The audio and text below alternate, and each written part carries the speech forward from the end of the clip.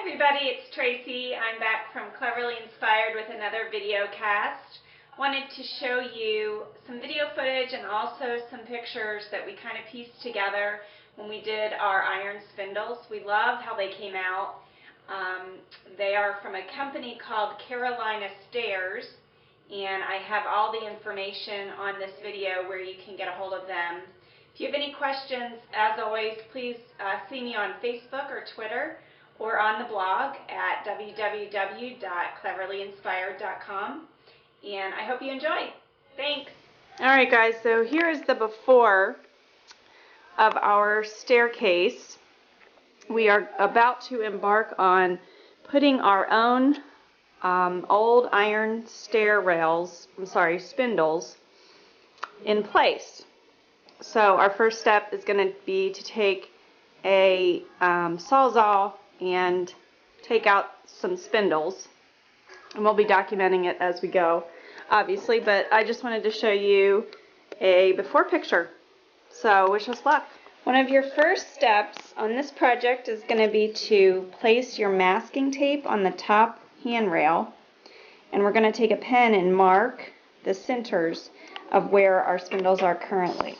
So what Emily is doing, she has figured out that half of our current spindles, half of that measurement is 3/4.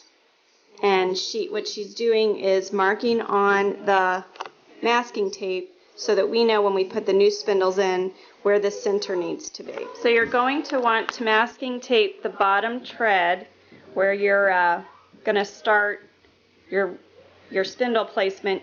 You want to mark the center from where your old spindle was. So we just marked with the masking tape, just ran down to see we would be in the center. So what we're using is this, what's this kind of saw called? It's like a sawzall kind of, reciprocating saw, sorry.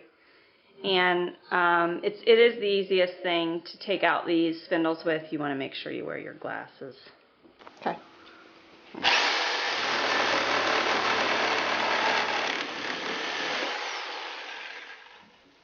I'm holding the top while he saws.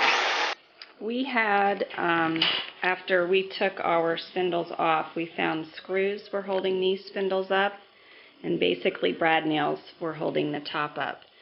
So it's just a matter of really kind of getting in there and prying them off. And after you have them pried off, you're going to need to either use a Dremel tool to get that screw out of there, or hoping this focus is okay.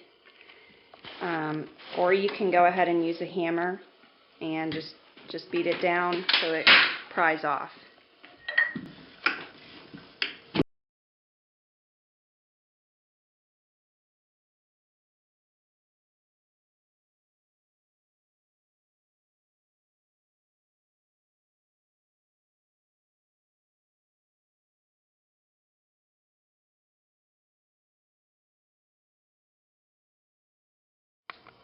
So for this 1x2, we had to place in between our banister.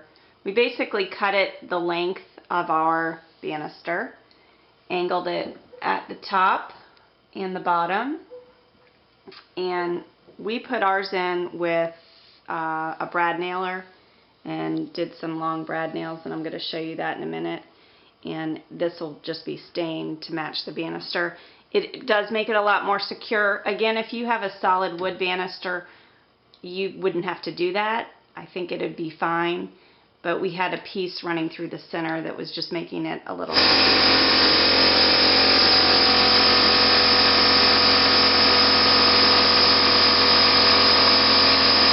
So we have all of our spindles down. We have installed our 1x2 below our banister, and we're ready to go ahead and install the cleats for the bottom of the spindle, and we'll show you how we do that. So your first step is going to be to just put a dab of the liquid nails on your cleat of the spindle, and then we're going to go ahead and just hold that for a second and screw it in. The screws we're using, we found that were a little bit easier, are these drywall screws. They have a good grip on the tip, and they grip the wood very quickly, so it makes it a little easier to install.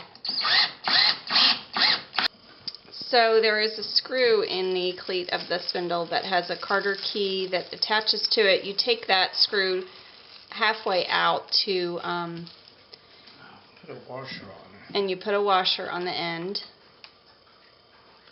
and then we're going to get our spindle. Basically there's a hole in the bottom of the spindle that the screw goes through to hold it upright.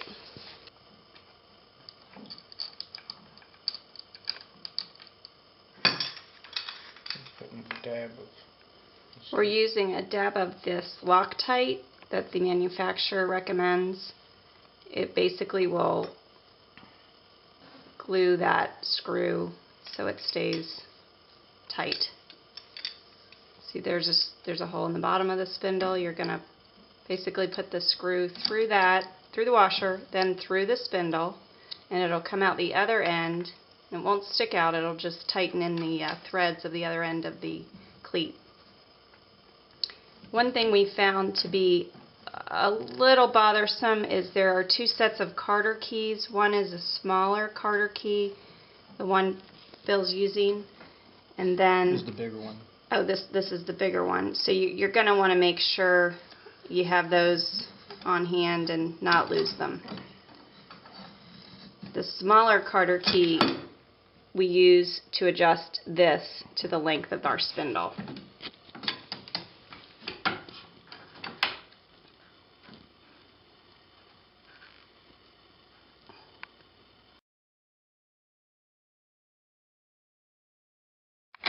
So after you have that screw in, you're going to adjust the length of the spindle, making sure with a level that you're level, and I'm basically holding the top here so that we know that we stay level and we know where to screw it in at the top.